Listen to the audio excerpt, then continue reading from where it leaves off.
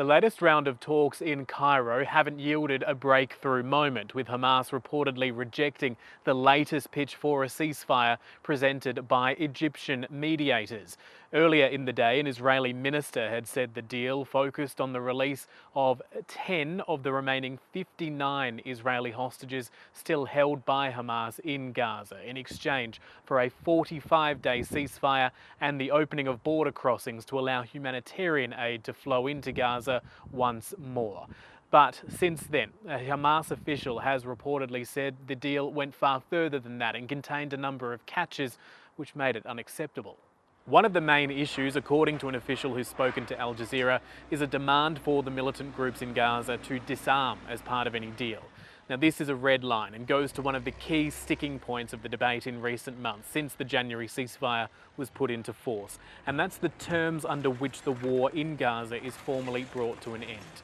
The concern for Hamas is that it's being forced to lay down its weapons without Israel committing to end the war and withdraw its forces. Hamas has continually demanded Israel begin negotiations for a lasting peace, something it accuses Israel of deliberately avoiding to allow it to keep fighting.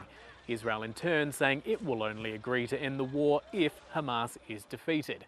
A lasting peace in Gaza is a far more complicated prospect than a ceasefire, quite obviously, as it would need to deal with issues such as the ongoing governance of Gaza and how Israeli forces would withdraw from the Strip. That could be a problem in negotiations given Israeli forces have taken large areas of Gaza, particularly in the south around the city of Rafah, pushing hundreds of thousands of Palestinians into other areas further north.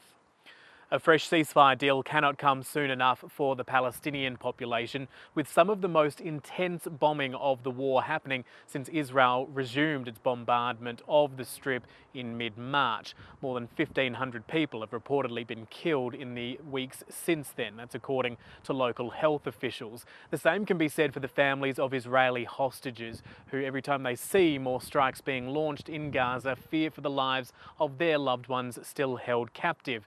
24 out of the remaining 59 Israeli hostages are still believed to be alive.